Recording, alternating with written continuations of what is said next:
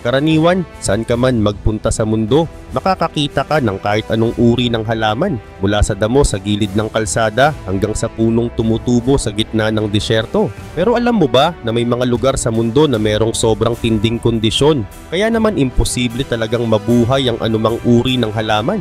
Maaaring ang dahilan ay sobrang init, sobrang lamig, sobrang alat o puno ng laso ng lupa at tubig. May mga lugar din na walang sapat na lupa o sustansya. At mayroon ding nabuo lang mula sa aktibong bulkan na patuloy na naglalabas ng init at kemikal. Sa ibang kaso naman, nangyayari ito dahil sa matinding klima at kakaibang komposisyon ng lupa na likha ng kalikasan sa loob ng milyon-milyong taon. Sa iba naman, ito ay resulta ng aksyon ng tao, gaya ng pagmimina o kontaminasyon ng kemikal na nag-iwan ng pangmatagalang pinsala sa kapaligiran. Sa kabila ng pagkakaiba-iba ng mga dahilan, iisa ang resulta. Hindi ito tinutubuan ng kahit anumang halaman. Minsan pa nga kahit mikrobyo ay hindi rin kayang mabuhay. At sa video nga na ito ay samahan nyo kaming tuklasin ng mga lugar sa mundo na literal na pinagkaitang tubuan ng halaman. Pero bago yan ay pa-like at subscribe naman po. Malaking bagay na po yan sa aming mga content creator. Salamat po at ngayon simulan na natin. Number 12, Salar de Uyuni. Sa timog kanlurang bahagi ng Bolivia, matatagpuan ang pinakamalaking salt flat sa buong mundo, ang Salar de Uyuni. Sumasakop ito ng higit 10,000 square kilometers at nakalatag sa taas na humigit kumulang 3,600 meters o mga 12,000 feet mula sa sea level. Kapag tumapak ka sa gitna nito, para kang nasa isang walang hanggang dagat ng puting kristal na asin. Sa ilang bahagi, makikita ang perpektong hexagonal patterns na natural na nabubuo dahil sa paulit-ulit na pag-evaporate ng tubig. Pero sa kabila ng kahanga-hangang tanawin, walang halaman ang kayang mabuhay sa mismong core ng salt flat. Ang dahilan ay simple pero matindi. Buong ibabaw ay natatakpan ng makapal na crust ng sodium chloride at iba pang mineral na sa ilang bahagi ay ilang metro ang kapal. Walang totoong lupa sa ilalim nito at wala ring puwang para sa ugat ng halaman. Sa ilalim pa ng crust may nakatagong brine na sobrang alat at puno ng lithium, magnesium at potassium salts. Mga kemikal na lason para sa halaman at sumisira sa kanilang cell function. Tuwing tag-ulan, nagkakaroon ng manipis na layer ng tubig na nagbibigay ng sikat na mirror effect ng Salar de Uyuni. Pero mabilis din itong nawawala dahil sa mataas na evaporation rate. Sa tuyo at maaraw na panahon, sobrang init sa araw at malamig sa gabi na may pagbabago ng temperatura mula halos freezing point hanggang 25 degrees Celsius or 77 degrees Fahrenheit sa loob lang ng isang araw. Ang ganitong pabago-bagong kondisyon ay stress para sa anumang buto o halaman. Ayon sa mga pag-aaral, walang vascular plants na nabubuhay sa gitnang bahagi ng Salar de Uyuni. May ilang mikrobyo at extremophile organisms na naninirahan sa mga patong ng asin at brine pools, pero wala itong kakayahan na suportahan ang vegetation. Sa kabuuan, ang Salar de Uyuni ay isang napakagandang halimbawa kung paano ang kombinasyon ng chemistry, geology at klima ay maaaring lumikha ng isang malawak na lugar na ganap na walang halaman. Isang tunay na botanical dead zone sa ibabaw ng mundo. Number 11, Surtsey Island. Sa timog baybayin ng Iceland, may isang isla na ipinanganak mula sa dagat dahil sa isang malakas na pagsabog ng bulkan noong year 1963. Tinawag itong Surtsey Island at nabuo sa loob ng halos 4 na taon ng tuloy-tuloy na undersea volcanic eruption. Pagkatapos ng pagsabog, natakpan ng buong isla ng sariwang volcanic rock, abo at tepra. Lahat ay walang sustansya at masyadong porous para makasuporta sa halaman. Sa unang mga taon, wala ni isang halaman ang tumubo rito. Dagdag pa, laging hinahampas ng malalakas na alon at binabalot ng asin mula sa dagat ang paligid na lalong nagpapahirap para sa anumang binhi na mabuhay. Habang lumilipas ang mga dekada, unti-unting may mga pioneer species na dumating. Karamihan ay dinala ng hangin o ng mga ibon. Pero hanggang ngayon, mahigit 60 years mula nang ito'y mabuo, kalahati pa rin ng isla ay walang halaman, lalo na sa gitna at sa mas mataas na bahagi tulad ng crater zone. Ayon sa mga siyentipiko, nananatiling barren ang mga bahaging ito dahil sa kawalan ng sapat na organic material at patuloy na erosyon. Ang ilang coastal areas lang ang nagkaroon ng mas maraming halaman dahil dinadala ng mga seabird ang mga buto at pataba mula sa kanilang dumi. Mahigpit ang regulasyon sa pagbisita dito. Tanging mga siyentipiko at ilang piling eksperto lang ang pinapayagang pumunta. para mapanatili itong natural laboratory kung saan pinag-aaralan ng primary ecological succession, kung paano unti-unting sinasakop ng buhay ang isang bagong lupain mula sa wala. Sa ngayon, nananatiling patunay ang Surtsey Island na kahit sa mayamang kapaligiran ng North Atlantic, kung walang lupa at sustansya at kung masyadong matindi ang kondisyon, may mga lugar na tatagal ng dekada bago tuluyang masakop ng halaman. Number 10. Dal Hydrothermal Field. Sa pinakasilangang bahagi ng Ethiopia, sa gitna ng tinatawag na Danakil Depression, matatagpuan ng isang lugar na parang diretsong kinuha mula sa ibang planeta. Ang Dal Hydrothermal Field. Dito, walang kahit anong halaman ang nabubuhay, ni isang damo o lumot. Bakit? Simple lang. Isa ito sa pinakamalupit na kapaligiran sa buong mundo. Sa araw, umaabot ang init dito sa higit 113 degrees Fahrenheit o katumbas ng 45 degrees Celsius. Sa halip na lupa at berde, makikita mo ang malapintang tanawin na puno ng dilaw, berde, kahel at puti. Mga kulay na gawa sa sulfur, iron oxides at iba pang mineral na inilalabas ng lupa. Pero sa kabila ng ganda nito sa paningin, lason nito para sa anumang uri ng halaman. Ang tubig sa mga bukal dito ay sobrang alat at sobrang asim. Mas matindi pa kaysa battery acid. Idagdag mo pa ang mataas na konsentrasyon ng mabibigat na metal at walang tigil na pagbuga ng may init na gas mula sa ilalim ng lupa. Ang lugar na ito ay nasa loob ng Afar Triangle, kung saan nagkakahiwa-hiwalay ang tatlong malalaking tectonic plates. Dahil manipis ang crust ng lupa rito, tuloy-tuloy ang aktibidad ng mga bulkan at mainit na bukal.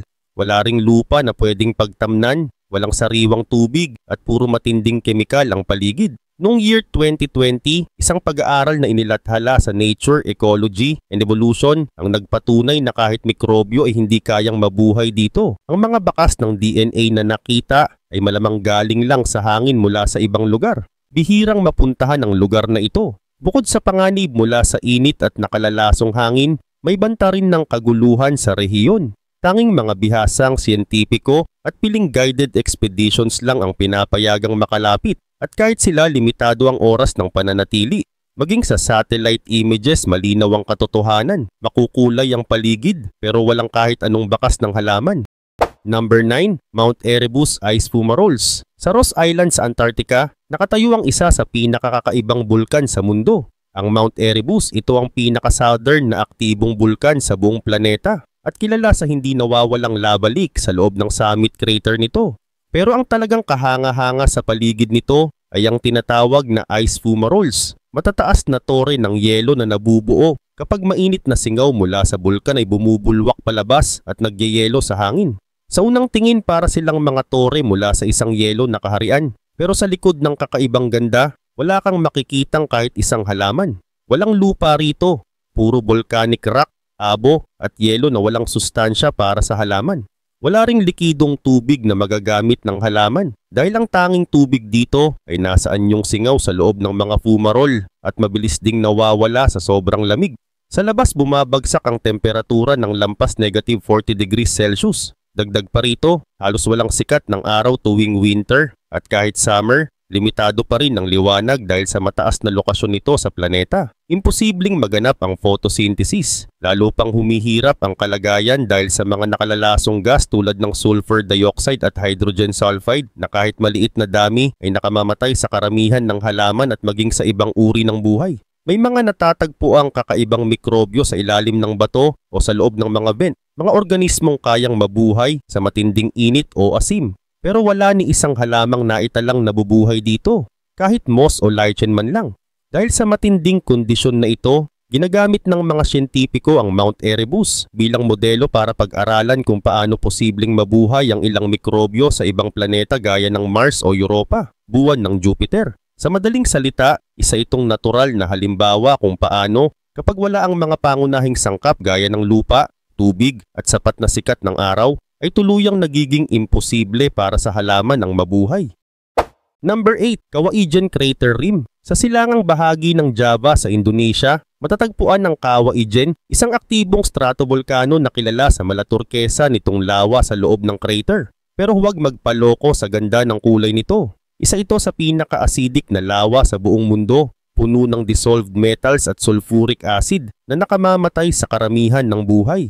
Sa paligid ng lawa, lalo na sa mismong crater rim, wala kang makikitang halaman. Ang hangin dito ay puno ng sulfur dioxide at hydrogen sulfide, mga gas na hindi lang nakalalason sa tao, kundi nakakapagpababa rin ng pH ng lupa at tubig na nagiging sanhi ng acid rain. Ang lupa rito kung meron man ay sobrang acidic, kadalasan may pH na mas mababa sa 3, kaya imposible para sa karamihan ng halaman na mabuhay. Idagdag pa ang mataas na konsentrasyon ng heavy metals tulad ng aluminum, iron at arsenic na lalong nagpapalason sa kapaligiran. Sa ilang bahagi, wala talagang tunay na lupa, puro bato, abo at mineral crust lang.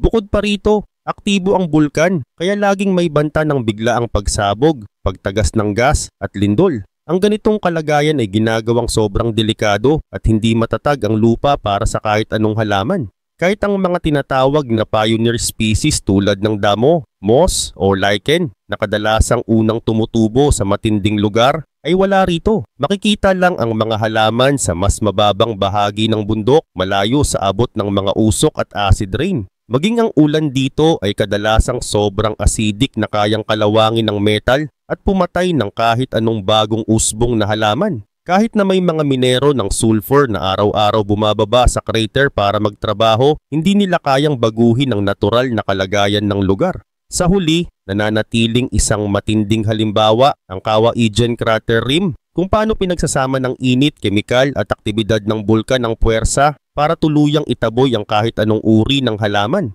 Number 7. McMurdo Dry Valleys. Sa loob ng kontinente ng Antarctica, matatagpuan ang isang lugar na kakaiba sa karaniwang iniisip natin tungkol sa rehiyong ito. Walang yelo, walang niebe, at higit sa lahat walang halaman. Ito ang McMurdo Dry Valleys, na kilala bilang isa sa pinakamatinding polar desert sa buong mundo.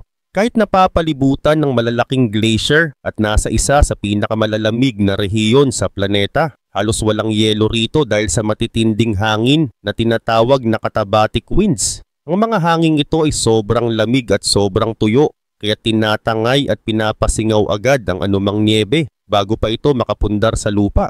Sakop ng Dry Valleys ang humigit kumulang 4,800 square kilometers, nakalatag sa pagitan ng Transantarctic Mountains at ng Ross Sea. Taon-taon mas mababa pa sa 100 millimeters ng pag-ulan o pag-ulan ng niebe ang natatanggap nito. Pero kahit may kaunting yelo, mabilis naman itong nagiging singaw at nawawala. Ang lupa rito ay puro bato at buhangin na halos walang organic material. Wala itong nitrogen, phosphorus o carbon, mga pangunahing sustansya na kailangan ng halaman. At dahil sa matinding lamig, nagyayelo ang lupa, permafrost, kaya hindi kayang sumiksik ang ugat at wala ring sapat na tubig na magagamit ng halaman. Sa ibang bahagi ng baybayin ng Antarctica, makakakita ka pa rin ng moss, lichen o maliliit na halaman na nabubuhay tuwing maikling tag-init. Pero sa McMurdo Dry Valleys, wala ni isa. Kahit ang pinakamaliliit na halaman ay hindi kayang mabuhay dito. May ilang microbial life na natatagpuan sa mga espesyal na lugar, tulad ng loob ng bato o sa manipis na patong ng maalat na tubig. Pero sa ilang bahagi tulad ng University Valley, wala ring natagpo ang buhay. Walang mikrobyo, walang DNA, walang anumang palatandaan ng metabolic activity. Dahil dito ginagamit ng mga siyentipiko ang lugar bilang modelo para sa pag-aaral ng mga kondisyon sa Mars. Protektado ang lugar na ito sa ilalim ng Antarctic Treaty System, kaya't mahigpit na ipinagbabawal ang pagdadala ng anumang uri ng biological material. Sa madaling salita, isa itong bahagi ng mundo kung saan hindi lang nahihirapan ang halaman. Imposible talaga para sa kanila na mabuhay. Number 6. Oklo Natural Nuclear Reactor Zone. Sa timog silangang bahagi ng Gabon sa kanlurang Afrika, may isang lugar na kakaiba at bihirang matagpuan sa buong mundo, ang Oklo Natural Nuclear Reactor Zone. Dito, milyon-milyong taon na ang nakalipas, nagkaroon ng mga natural na nuclear fission reactions sa ilalim ng lupa. Bago pa man naimbento ng tao ang teknolohiya para rito.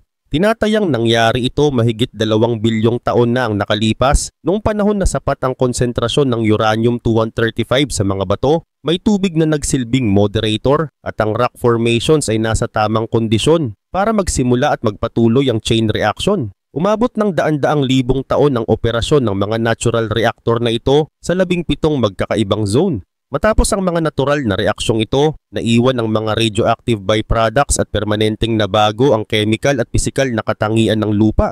Hanggang ngayon, kakaiba ang komposisyon ng lupa at bato sa paligid ng dating mga reactor core. Mababa ang sustansya, mababa ang organic content, at kadalasan ay chemically imbalanced o masyadong alkaline para sa halaman. Kung titingnan mula sa itaas, makikita ang maliliit na bald spots o mga lugar na walang kahit anong halaman sa gitna ng isang tropikal na kagubatan. Hindi ito gawa ng tao o kamakailang gawain. Natural itong resulta ng nangyaring nuclear fission noon. Kahit umuulan ng sagana sa lugar na ito at may sapat na sikat ng araw, hirap pa ring tumubo ang anumang halaman sa mismong ibabaw ng dating reactor zones. Maging ang matitibay na species ay hindi kayang mag-ugat dito dahil sa kemikal na kalagayan ng lupa.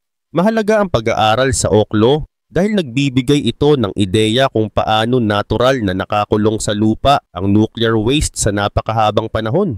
Ngunit para sa kalikasan, isa rin itong malinaw na halimbawa kung paano maaaring lumikha ang kalikasan mismo ng pangmatagalang biological exclusion zones. Mga lugar na kahit milyon-milyong taon pa ang lumipas ay mananatiling walang anumang halaman. Number 5. Bonneville Salt Flats sa hilagang kanlurang bahagi ng Utah, USA. Matatagpuan ng isa sa pinakamalawak at pinakapantay na natural na tanawin sa North America. Ang Bonneville Salt Flats. Sakop nito ang mahigit 100 square kilometers ng kapatagan na balot ng makapal na asin na iniwan ng matagal ng natuyong sinaunang lawa na tinatawag na Lake Bonneville. Sa unang tingin, para itong perpektong patag na sahig na kumikislap sa ilalim ng araw.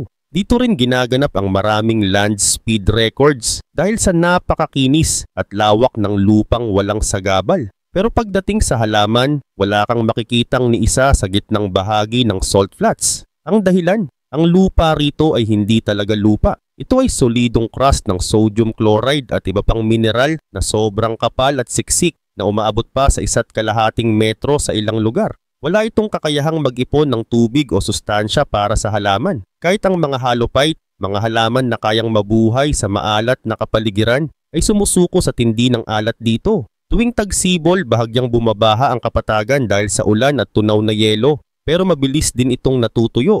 Kapag nawala ang tubig, nananatili ang makapal na asin na masyadong puro para sa anumang uri ng halaman. Idagdag pa ang klima. Mainit at tuyo ang tag-init na may temperatura na lampas 75 degrees Fahrenheit at malamig ngunit tuyo rin sa taglamig.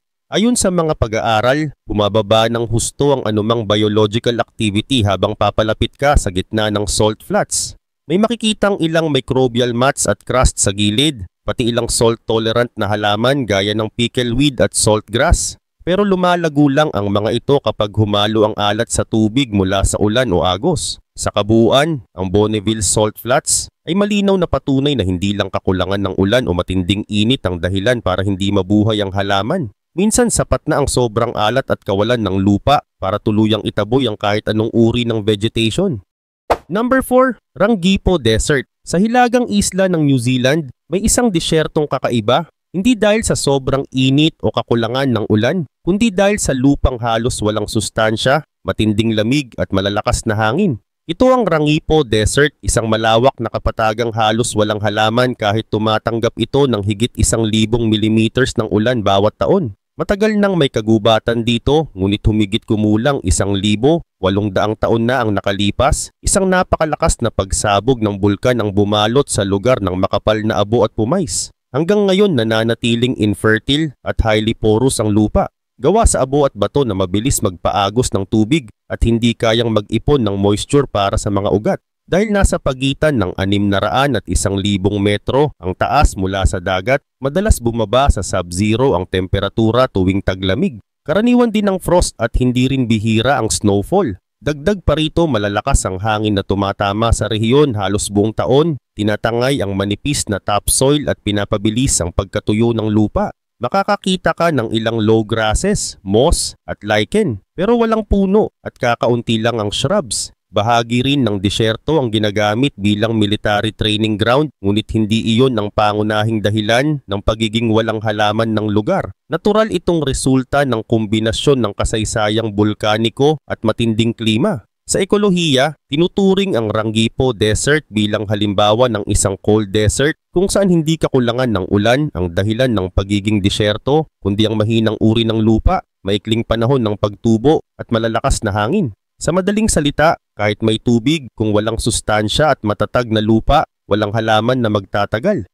Number 3. Mount Teide Summit Cone. Sa isla ng Tenerife sa Canary Islands, matatagpuan ang pinakamataas na punto ng Spain, ang Mount Teide, isang aktibong stratovolcano na umaabot sa taas na 3,715 metro o katumbas ng 12,188 talampakan. Sa kabila ng mayabong at makulay na tanawin sa mas mababang bahagi ng bundok, ang summit cone nito ay isang ganap na barren zone kung saan walang halaman na kayang mabuhay. Puno ng loose volcanic rock pumising at tabuang ibabaw, walang organic matter at walang lupa para sa ugat. Ang kawalan ng matatag na lupa ay isa sa pinakamalaking hadlang para sa anumang uri ng halaman. Idagdag pa rito ang matinding pagbabago ng temperatura. Sa tag-araw pwedeng umabot sa 20 degrees Celsius o 68 degrees Fahrenheit sa araw, pero babagsak ng mas mababa sa freezing point pagsapit ng gabi. Madalas ding umulan ng niebe at umabot sa frost tuwing taglamig kahit nasa subtropical na latitude ang isla.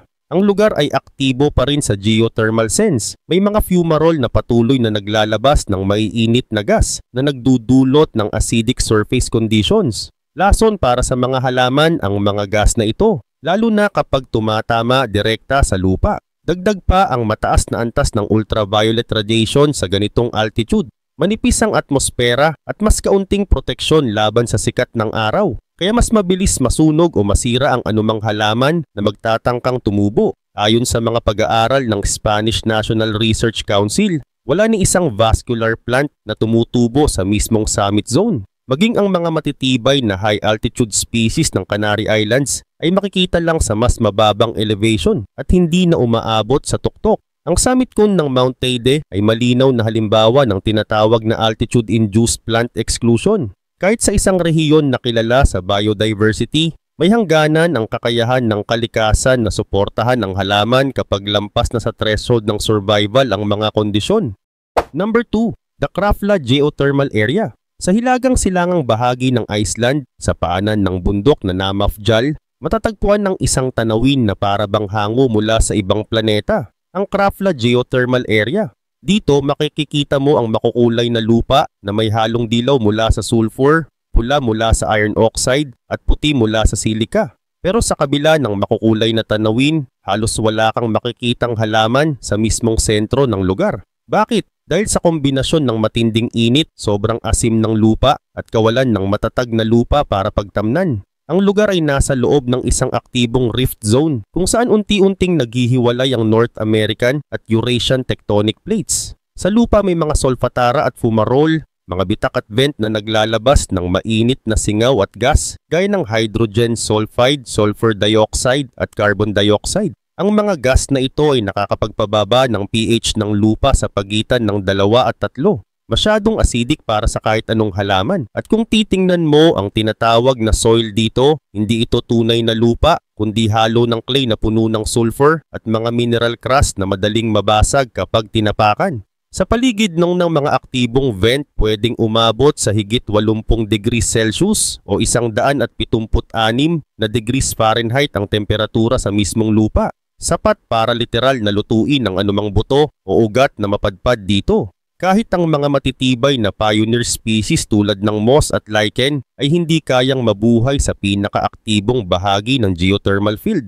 Makikita lang sila sa mas malamig at mas malayong gilid ng lugar. Ayon sa mga pag-aaral ng Icelandic Institute of Natural History, wala talagang vascular plants na tumutubo sa core zone ng Krafla Geothermal Area at nananatili itong barren kahit napapalibutan ng mga berdeng lupain. Sa kabila ng kawalan ng halaman, dinarayo pa rin ito ng mga turista at siyentipiko dahil sa kakaibang tanawin at amoy ng sulfur na pumapait sa hangin. Para sa mga mananaliksik, isa itong buhay na laboratorio para pag-aralan kung paano nakakaapekto ang init at kemikal ng lupa sa kakayahan ng kalikasan na suportahan ng anumang uri ng halaman. Number 1. Halemaú Mayo Crater. Sa pinakatuktok ng Kilauea Volcano sa Big Island ng Hawaii, matatagpuan ang isa sa pinakaaktibong bulkanikong lugar sa mundo. Ang Halema Umau Crater. Kilala ang Hawaii sa makakapal na kagubatan at luntiang tanawin. Pero sa paligid ng crater na ito, tila ibang mundo ang makikita mo. Walang halaman, puro abo, bato at usok na nagmumula sa ilalim ng lupa. Mula pa noong year 2008, paulit-ulit na pumuputok at naglalabas ng lava at makakapal na usok ang crater na ito. Tuwing aktibo ang bulkan, bumubuga ito ng napakaraming sulfur dioxide na kapag humalo sa moisture sa hangin ay nagiging sulfuric acid. Ito ang sanhi ng acid rain na pumapatay sa anumang halaman at nagpapababa ng pH ng lupa sa paligid. Minsan umaabot sa pagitan ng 2 at 3 na masyadong acidic para sa karamihan ng species. Bukod sa lason na chemical, sariwa at buhaghag ang lava rock at abo na bumabalot sa lupa. Wala itong organic matter at madaling gumuho, kaya hindi nito kayang suportahan ang kahit ugat man lang ng halaman. Kahit ang mga pioneer plants na kilalang kayang mabuhay sa bagong lava flows sa ibang bahagi ng Hawaii ay halos hindi makita rito. Dagdag pa ang init mula sa ilalim. Kahit sa panahon na tila tahimik ang bulkan, mainit pa rin ang lupa dahil sa geothermal activity. May mga fumarole na naglalabas ng singaw at gas na kayang sumunog sa halaman o sa mga buto bago pa ito makapagsimula ng pagtubo. Kapag sumasabog naman, kumakalat ang volcanic ash na hindi lang humaharang sa liwanag ng araw para sa photosynthesis, kundi kayang maggasgas at makasira ng malalambot na tissue ng mga halaman. Sa mas malalayong bahagi mula sa bunganga, unti-unting may tumutubong halaman. Pero sa mismong paligid ng Halema Umau Crater, nananatiling isang natural na no-growth zone. Patunay na kahit sa tropical at mayamang ecosystem, kayang burahin ng init, lason at kawalan ng matatag na lupa ang anumang pagkakataon para mabuhay ang mga halaman.